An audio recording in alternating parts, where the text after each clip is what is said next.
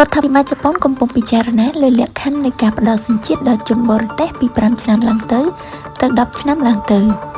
នៅថ្ងៃទី4ខែធ្នូនេះរដ្ឋាភិបាលបានប្រកាសពីគោលនយោបាយរបស់ខ្លួនក្នុងកិច្ចប្រជុំគណៈបក្សសេរីប្រជាធិបតេយ្យអំពីការបន្ថែមលើលក្ខខណ្ឌនៃការស្នាក់នៅ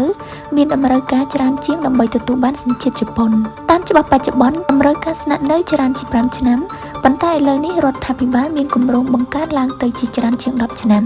តាមការអនុវត្តជាក់ស្ដែងព័ត៌មាននេះត្រូវបានបញ្ជាក់ដោយមន្ត្រីជាន់ខ្ពស់ជាច្រើននៅក្នុងរដ្ឋាភិបាលនិងគណៈបកគ្រប់គ្រងមានមតិខ្លះថាលក្ខខណ្ឌនៃការស្នាក់នៅសម្រាប់ទទួលសញ្ជាតិមានភាពទូលំទូលាយជាងលក្ខខណ្ឌសម្រាប់ទទួលបានសិទ្ធិស្នាក់នៅអចិន្ត្រៃយ៍ដែលតម្រូវឲ្យស្នាក់នៅច្រើនជាង10ឆ្នាំដូច្នេះគម្រោងនេះនឹងត្រូវបញ្ចូលក្នុងគោលនយោបាយជាតិទាក់ទងនឹងជនបរទេសដែលនឹងត្រូវបញ្ចប់នៅក្នុងខែមករានៅឆ្នាំក្រោយនេះលក្ខខណ្ឌដែលទទួលបានសញ្ជាតិជប៉ុននោះមិនត្រឹមតែពេលវេលាស្នាក់នៅប៉ុណ្ណោះទេប៉ុន្តែរួមមានតម្លាភាពល្អមានសមត្ថភាពរស់នៅដោយខ្លួនឯងឬដោយប្រាក់ចំណូលរបស់ខ្លួនជាស្វាមីភរិយាបន្ទាប់ពីរៀបចំលក្ខខណ្ឌនេះការអនុញ្ញាតចុងក្រោយក៏នៅតែពឹងផ្អែកលើសិទ្ធិវិនិច្ឆ័យរបស់អាជ្ញាធរផងដែរ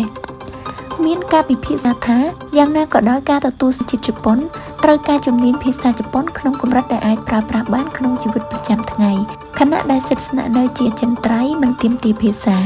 ដូច្នេះការនិយាយថាការទទួលបានសញ្ជាតិជប៉ុនងាយជាងទទួលសិទ្ធិស្នាក់នៅមិនអាចនិយាយដោយផ្អែកទៅលើជ្រុងតែម្ខាងបានឡើយប៉ុន្តែក៏មានមន្ត្រីមួយចំនួននៅក្នុងគណៈបករដ្ឋាភិបាលថាដើម្បីឲ្យទៅតាមតុល្យភាពជាមួយនឹងសិទ្ធិស្នាក់នៅអចិន្ត្រៃយ៍សមរម្យបំផុតនៅក្នុងការពង្រីកពេលវេលាស្នាក់នៅសូមបញ្ជាក់ថាបើយោងតាមទិន្នន័យរបស់ក្រសួងយុទ្ធភ័ពក្នុងឆ្នាំ2024មានជនបរទេសដែលបានដាក់ពាក្យស្នើសុំសញ្ជាតិជប៉ុនមានចំនួន 12,248 នាក់ក្នុងនោះបានអនុញ្ញាតឲ្យ 8,863 នាក់